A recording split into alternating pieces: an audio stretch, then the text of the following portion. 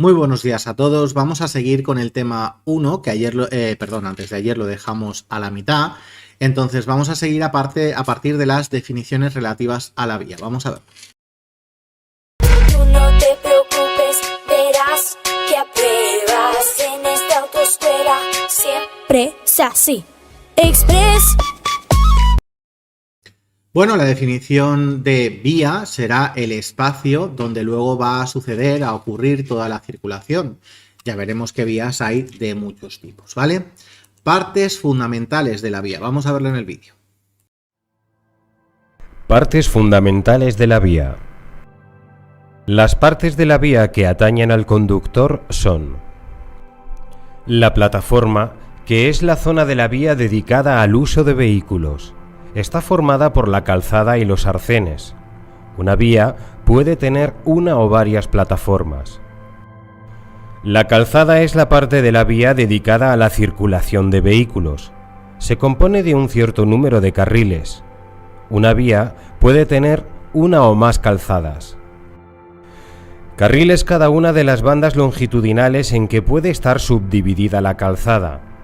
Su anchura debe ser suficiente para permitir la circulación de una fila de automóviles que no sean motocicletas. El arcén es una franja longitudinal de terreno contigua a la calzada que está afirmada. Salvo en circunstancias excepcionales, el arcén no está destinado al uso de automóviles.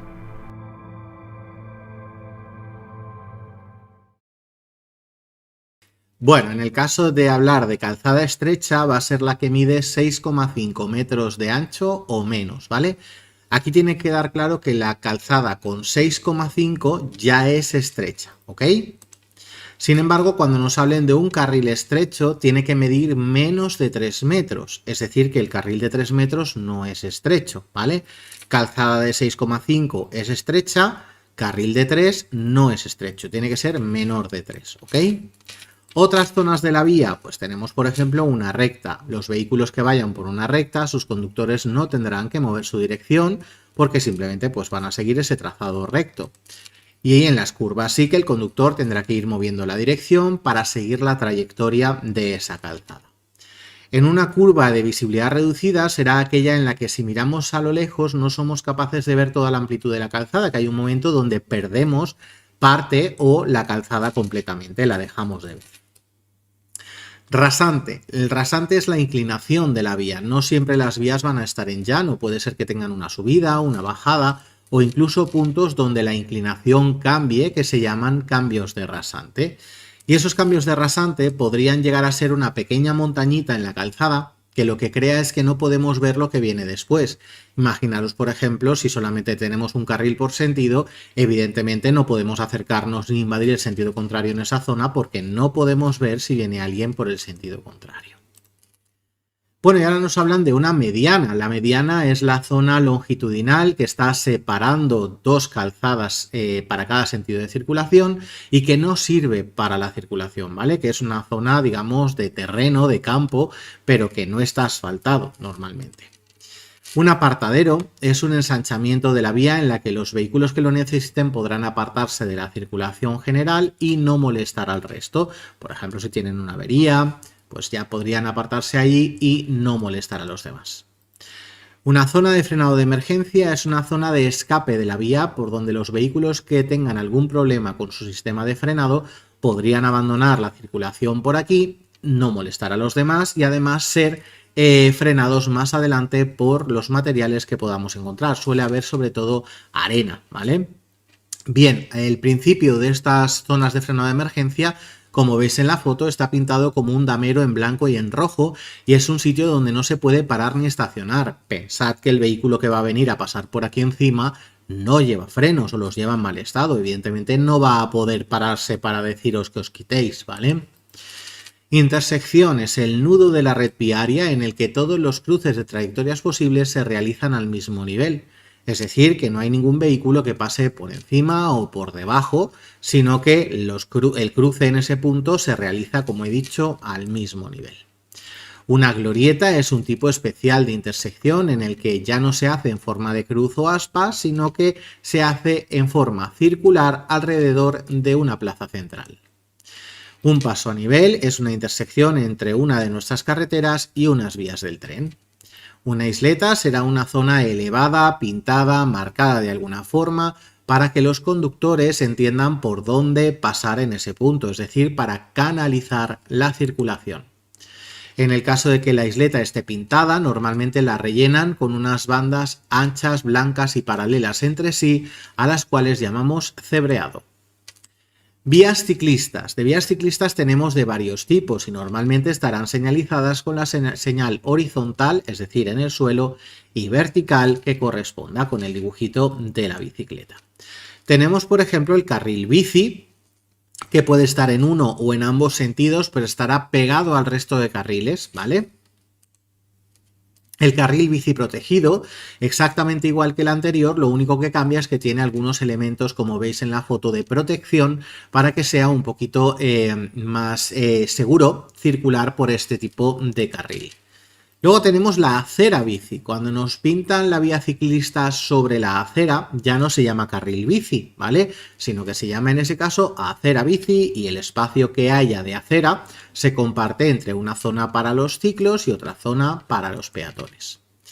Pista bici. Bueno, la pista bici ya es algo especial, ya que no va a ir pegada a la calzada, sino que va a tener su propia trayectoria, puede tener un camino que a veces pues ni siquiera se acerca a ninguna carretera.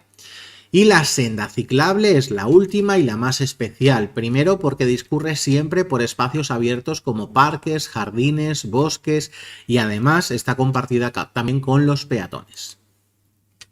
Las zonas peatonales serán todas aquellas zonas dispuestas para el tránsito seguro de peatones, donde podemos meter en este grupo a las aceras, paseos, andenes. La acera será la zona peatonal longitudinal, es decir, a lo largo de la vía y que va a estar elevada o separada de alguna forma para el tránsito seguro de los peatones. Un refugio es una zona en medio de la calzada donde los peatones puedan refugiarse cuando van a cruzar esa calzada y no puedan hacerlo por completo, ¿vale? Conceptos relacionados con la vía. Bueno, aquí nos intentan explicar la diferencia entre sentido y dirección. Aquí tenemos, por ejemplo, en el dibujo una vía de doble sentido porque en ella, por uno de los carriles, podemos viajar desde el punto A hasta el punto B y por el otro desde el B hasta el A. Sin embargo, ahora nos ponen el ejemplo de una vía de sentido único. Todos sus carriles van desde el punto A hasta el punto B. Entonces, cuando nos hablan de dirección, un cambio de dirección no será nada más que girar a la derecha o a la izquierda. Bueno, y ahora vamos a ver en el vídeo, cuando nos digan poblado, ¿a qué se refieren? Poblado. Poblado es el espacio que comprende edificios y en cuyas vías de entrada y de salida están colocadas, respectivamente, las señales de entrada a poblado y de salida de poblado. Bueno, en cuanto a las carreteras, cuando hablamos de una carretera, tiene que estar asfaltada, ¿vale? Entonces, no todos los caminos fuera de poblado, no todas las vías interurbanas van a ser carreteras, porque podría ser, por ejemplo, una vía pecuaria, que es un camino de tierra, y en ese caso no se podría llamar carretera, como digo, ¿vale? Clases de vía. Bueno, tenemos las vías urbanas, que están dentro de poblado, rodeadas de casas, edificios, naves industriales. Luego tenemos las vías interurbanas, que están fuera de poblado. Ahí sí que en vía interurbana aparecen también las vías pecuarias, ¿vale? Y luego tenemos las travesías, que son tramos de vía interurbana que discurren por suelo urbano. Es decir, un tramo de carretera que en algún punto llega a un pueblo, lo cruza y continúa, ¿vale? Sale del pueblo y esa carretera no se ha acabado. Pero ese trocito de carretera que pasa por ese pueblo, por esa vía urbana, pues se llama travesía. Autopista. Las autopistas tienen que tener la señal de entrada y salida de autopista, exclusivas para los automóviles y además con limitación total de acceso de las propiedades colindantes.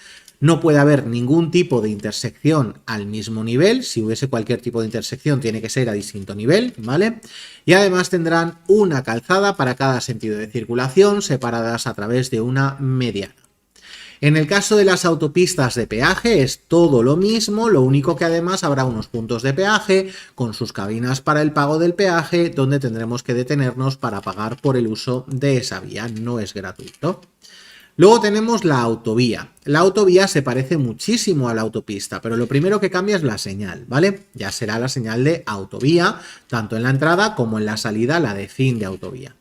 Además nos dicen que no ponen nada de que sean exclusivas para los automóviles, es decir que hay alguna excepción por ahí, como por ejemplo las bicicletas, que en algunas situaciones podrán entrar por el arcén de autovías, no de autopistas, jamás en autopista. Luego, en cuanto a la limitación de las propiedades colindantes, en la autopista nos ponían limitación total de acceso de las propiedades colindantes. Y en la autovía solamente nos dicen limitación, es decir, que no es total. Alguna podríamos encontrar, pero muy poquitas, están limitadas, ¿vale? Para lo demás sí que es lo mismo, no habrá ningún tipo de intersección al mismo nivel. Y además tendremos una calzada para cada sentido de circulación, separadas por una mediana. Y luego tenemos la vía para automóviles, con señal de entrada y salida de vía para automóviles. Además es exclusiva para los automóviles, de ahí su nombre, con una sola calzada para los dos sentidos de circulación y sin posibilidad de que haya acceso de las propiedades colindantes. Luego tenemos las carreteras convencionales. Bueno, las carreteras convencionales serían el resto de vías interurbanas, es decir, fuera de poblado, que estén asfaltadas, pero que no tengan señal de autopista, de autovía ni de vía para automóviles, ¿vale? Si no son ninguna de las tres, entonces se queda en carretera convencional. Tenemos también que hablar de las carreteras o vías de servicio, que son o van a ser las que sirven de conexión entre las propiedades colindantes, fábricas, gasolineras, supermercados, etcétera, que pueda haber en los laterales de una autopista, autovía y esa autopista autovía que sería la vía principal.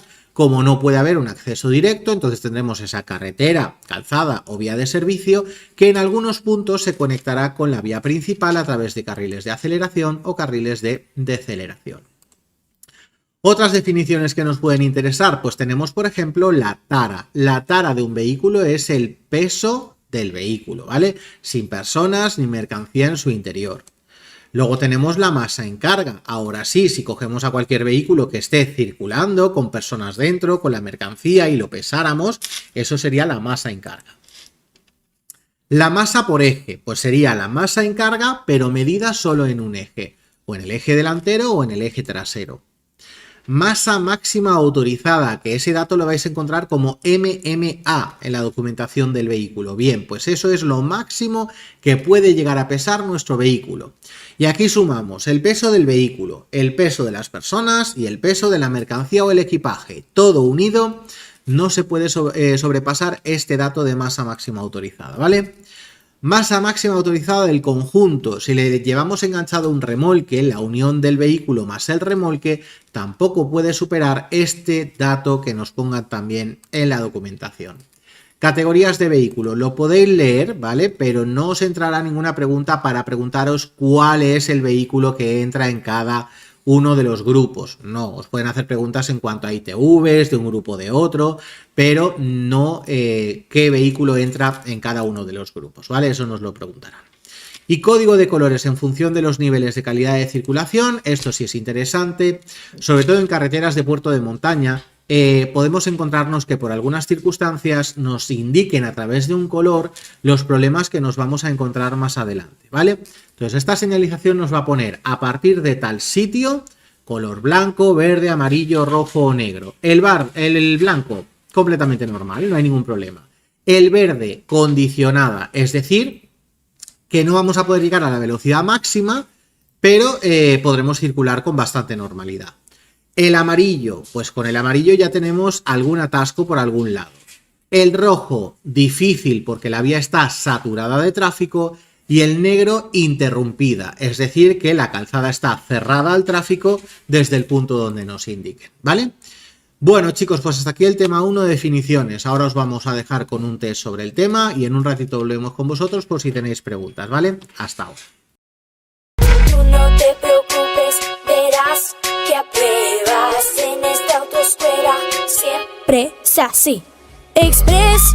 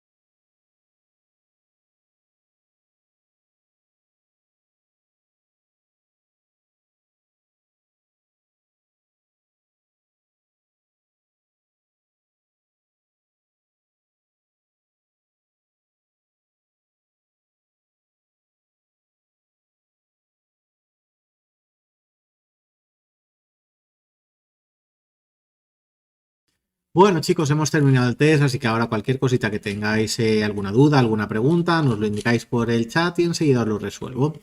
Os dejo un par de minutitos para pensar y preguntarnos.